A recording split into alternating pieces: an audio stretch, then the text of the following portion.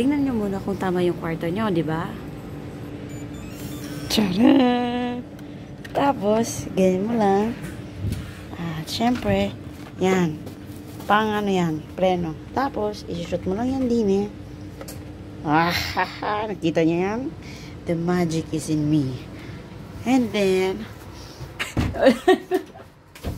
yan kasi baka pasukin tayo ng mga manananggal, di ba? Then, pagpasok mo, unang bubungad sa'yo, ayan. And sa right side ay CR. Pero before yan, dito muna tayo sa kabila. Right side, left side pala, which is cabinet. So, ito lang naman ang cabinet. Laundry bag. Tapos wag ka, may presyo pa yan sila. Ayan o. Tinignan ko yan, pero isang beses lang. Pangalawa na ngayon. For the sake of the video. O, ito. Diba? Siyempre, hindi naman ginalaw yan, no? Hindi naman namin kailangan ng laundry. And then, yan. Ako nagsampay niyan. Kasi, tapos ito yung mga payong. Ito pa, ang shala na itong kwarto na to. Ay, cabinet pala. Kasi, pagka, ginanon mo lang yan, di ba mamatay ang ilaw. Pero pag ginanon mo, tcharan! Same goes here. Pag pinitay ko to, nawala yung ilaw. Ayan ulit siya. Dito na tayo sa CR. So, first off, ayan, naka-on naman siya. Ito ang unang bubungad sa inyo. Nandito ang switch.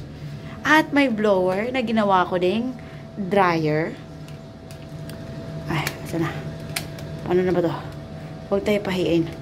Hala, ayun na gumana. Pero gagana yan siya mamaya, okay? And then, okay, this is a big mirror. Tcharan! And this is the thing. And then, ito yung hand soap nila. Ang bango na ito. Siyempre, bumili kami ng ano, no, ng powder for laundry. Kasi, ginagawa ko lang dito, ganyan. Tapos, turn on. And then, para magbanlaw. Tcharam! Kaya na siya.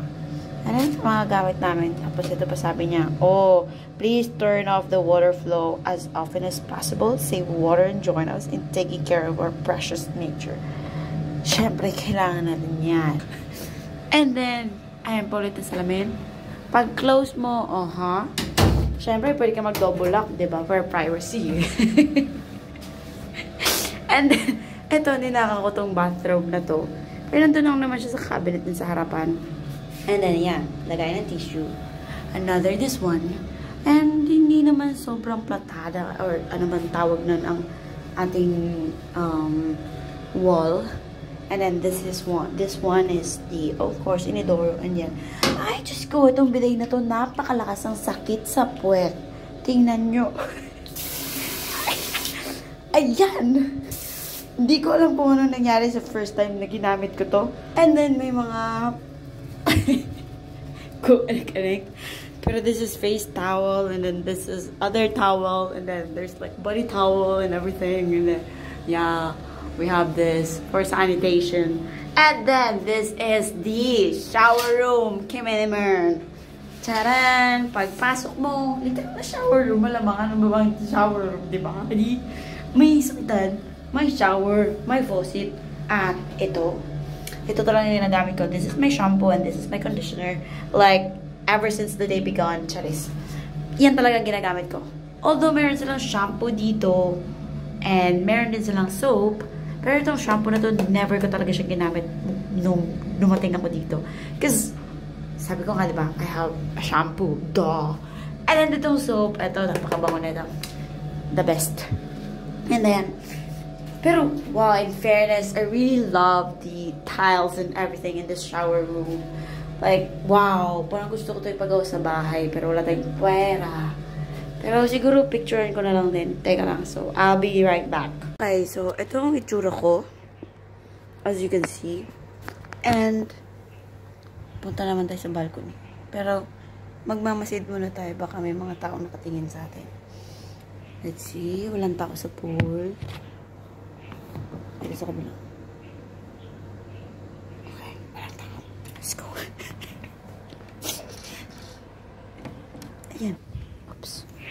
Etong balcony namin ay ginawa namin sampayan. Ito ang view niya paggabi. Tadaan! Tadaan! Oh, paano ako makakaupo? Diba? Tingnan niya. Yan. Tapos ito yung view namin. View deck. Okay. Yan. Panis. Okay. Gabi na kasi kaya di namin makikita yung squirrel. Sige, gusto mo yan ha? Sige. Gusto mo natin.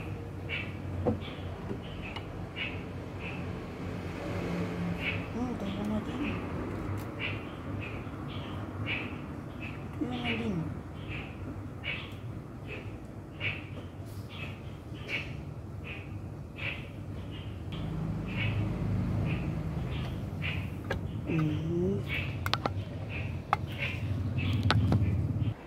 Let's go.